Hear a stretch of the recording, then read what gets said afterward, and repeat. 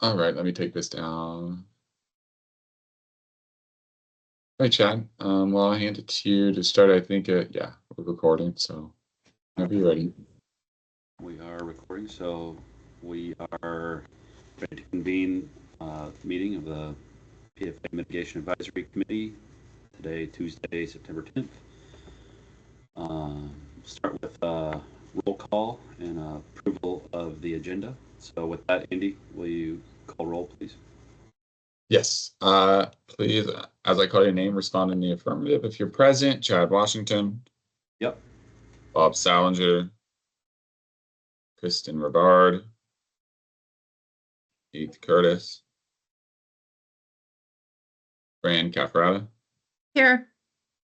Andrew Perky, Here. Mark Stern, Here. Mark Grandmemory,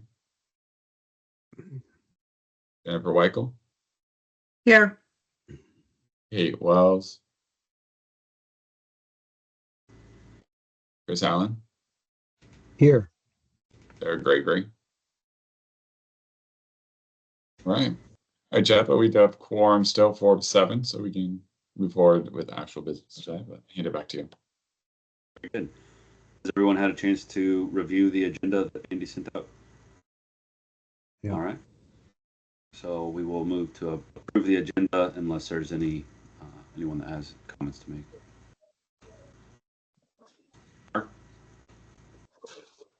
Yeah, I guess I'd just be interested in any update Andy can share on where we're at with sort of the succession and people following in behind Heath and Kristen at some point. Yes, I will. Now, if you'd like, for the consent agenda, if you want to just give that report now, Andy. Yeah, that's totally fine. So I spoke with the governor's representative just a few weeks ago. We expect to have the appointments by October 1 of this year. So we submitted it in August for a September consideration. So we expect to have both Heath and Kristen's positions filled on October 1 and business as usual moving forward thereafter. So they should be at the next committee meeting. It's the goal. So I'll connect with them on October 1st, first thing. And then send an update to this committee with. Yes. Of course. Thank you, Andy. All right. Any questions on that? Okay. So the consent agenda consists of the meeting minutes from our last meeting. I'm guessing that we've all reviewed those. Are there any corrections or comments on the meeting minutes from last meeting? Nope. All right. Hearing none, we will approve that and go into public comment. Did we receive any requests for public comment? Nope, no request for public comment. We don't have any members of the public online. Okay, well, given that it's listed for 12:10 to 12:20, we can check back in at 12:10 to see if anyone has joined us. Of course. So with that, it brings us to the project amendment.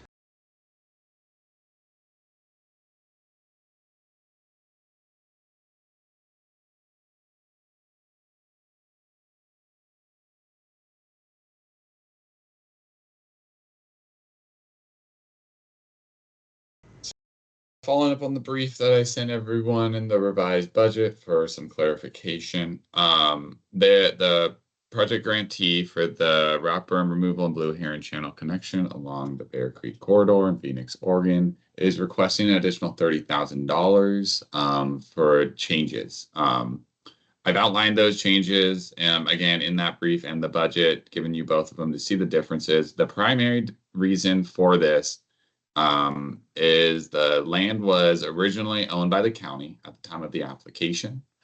And that was expected where the work was going to be done.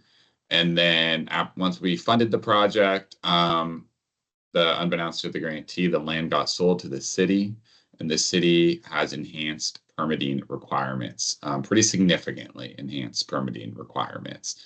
And as a result of that, there needs to be more staff time, there needs to be some more engineering time, and overall permit costs are increasing for the project. So that's where we're at with that. If following any kind of approval from this committee, we would then approach commission at a later point this year for formal approval. And then we would modify it from there on with their agreement as an amendment.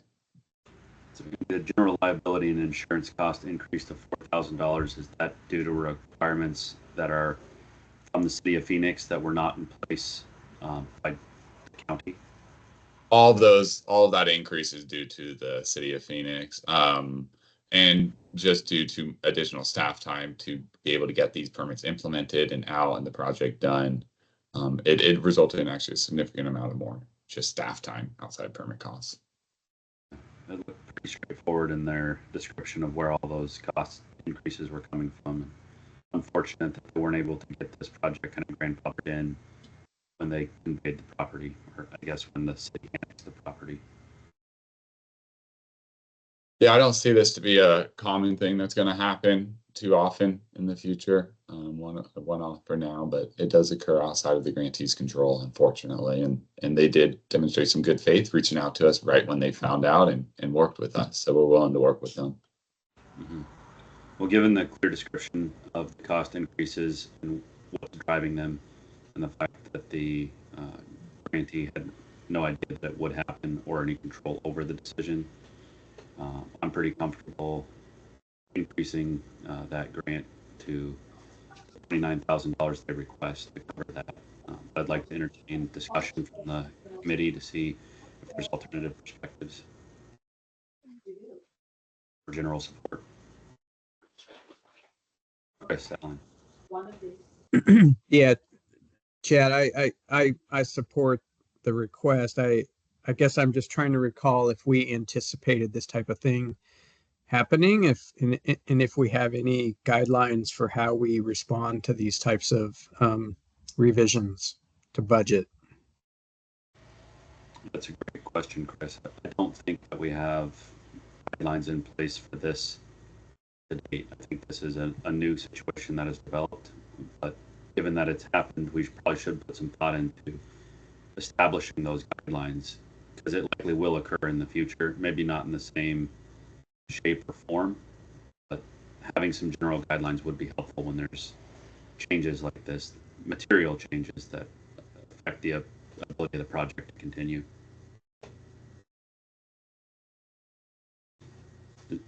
Andrew? Yeah, related to Chris's comment, my understanding was annexation by the city, which I think is a fairly public process. So I'm a bit surprised that it was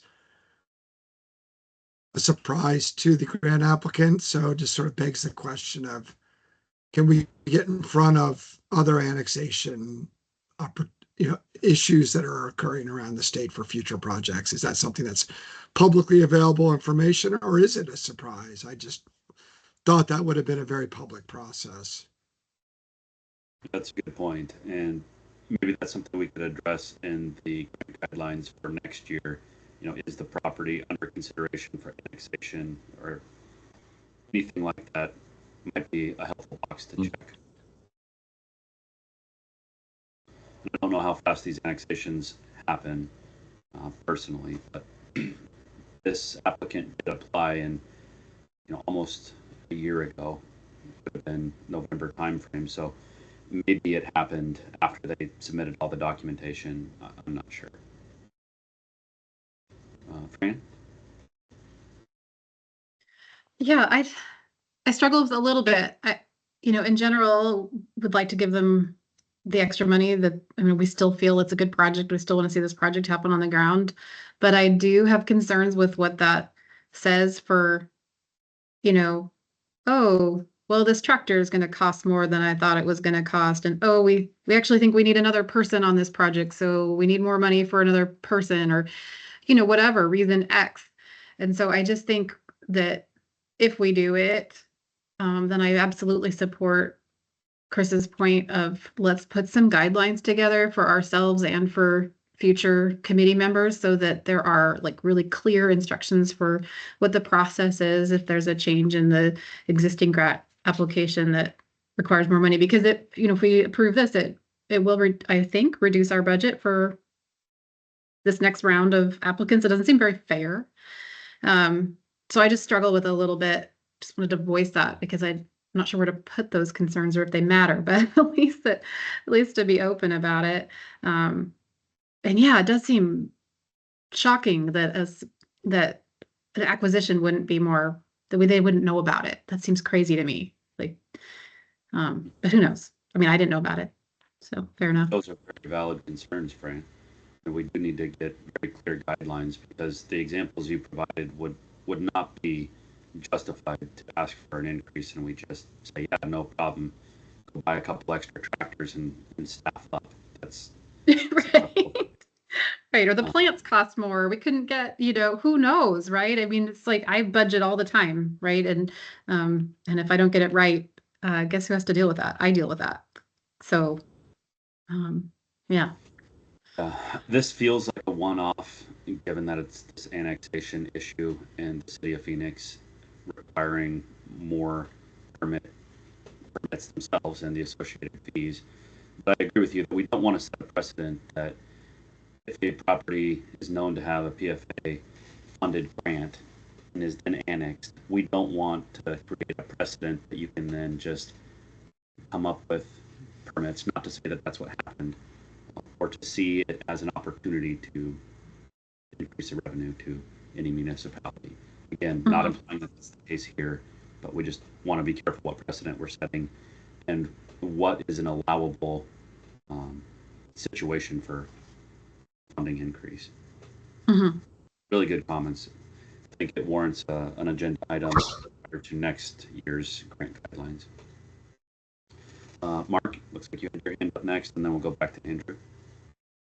Yeah, generally agree with everybody's comments here, and it does seem a little surprising that they wouldn't be aware of an annexation. And while I guess I support the budget amendment, just sort of in good faith, it might be worth a call, Andrew, on your part to the city of Phoenix with just a little due diligence, just to sort of run that trap line and see what the city says about it. Just as a FYI, how long has the annexation been out and about, and also are they aware that the permitting is more demanding than the county permitting? And like I say, just a little due diligence to essentially probably reaffirm what the grant applicant has already shared.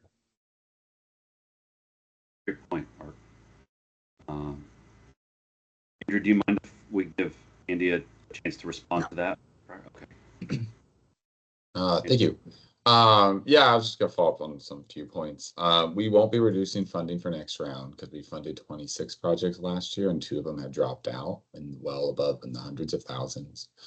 We do have a formal process for budget amendments. Projects that go through in our amendment process have to go through the ODFW contractual amendment process, which doesn't only involve me, but our contracts team to review and revise line item changes in their agreements.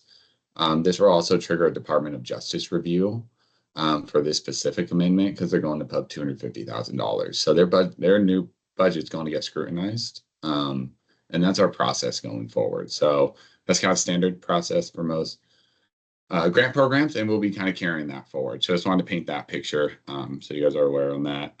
As far as I'm aware, I did ask about the city of Phoenix if they did call and try to get grandfathered in or anything like that, and the city didn't want to do that.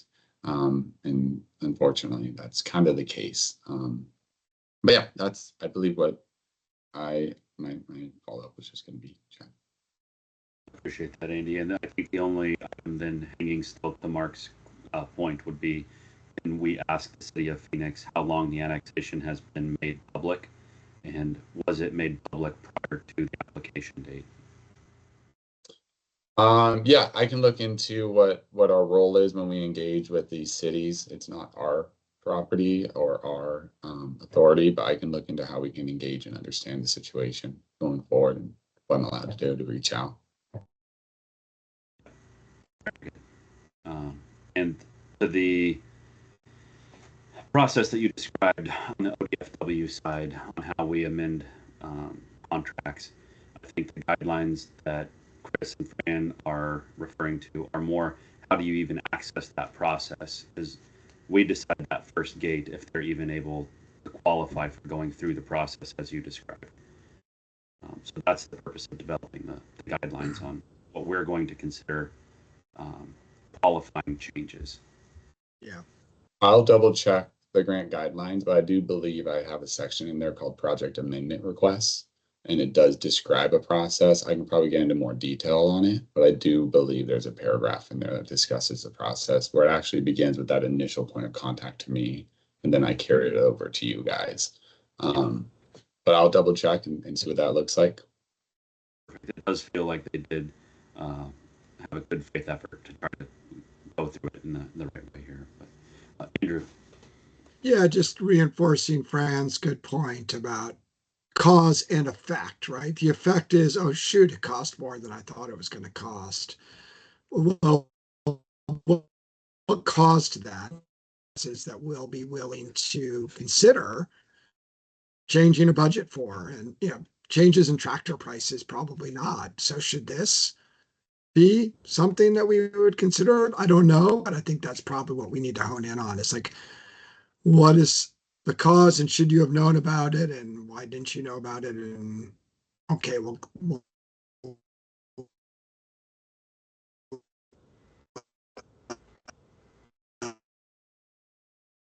We're having a little bit of bandwidth issue. You might want to try going off camera to see if we can get the audio a little bit more clear.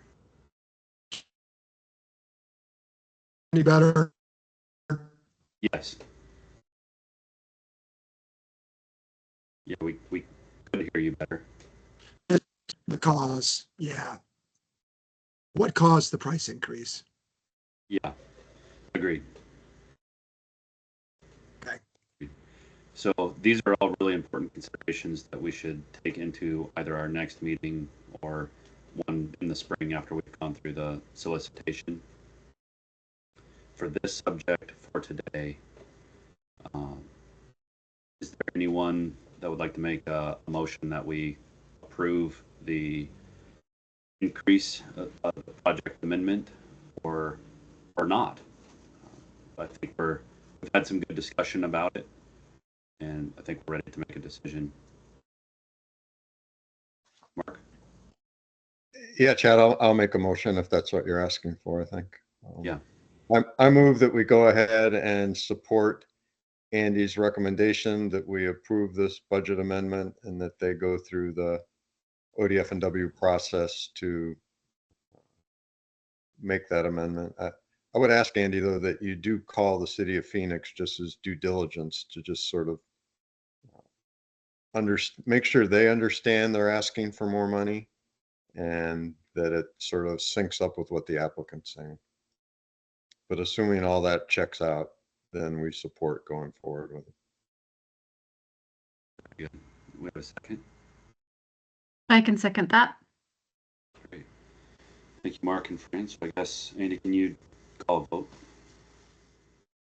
I'm sorry, roll call. Yeah. All right.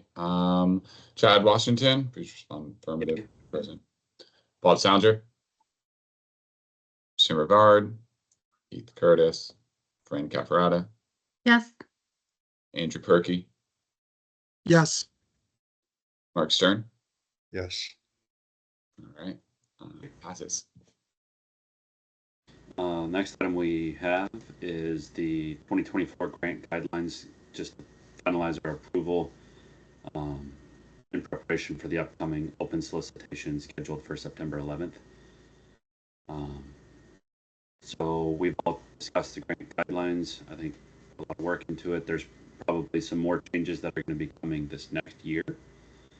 And we will continue as a committee to refine those. For the 2024 grant guidelines, can open up any discussion, and then I'd entertain a motion to approve those as well. And if there's no discussion, we can just move right into a motion.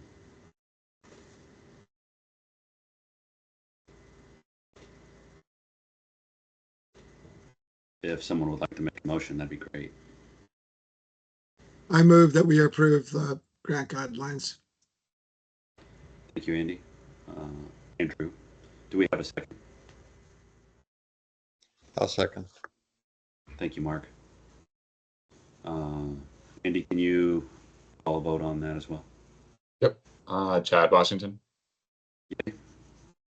Bob Salinger, Kristen Rivard, Keith Curtis, Fran Cafarata, Yes.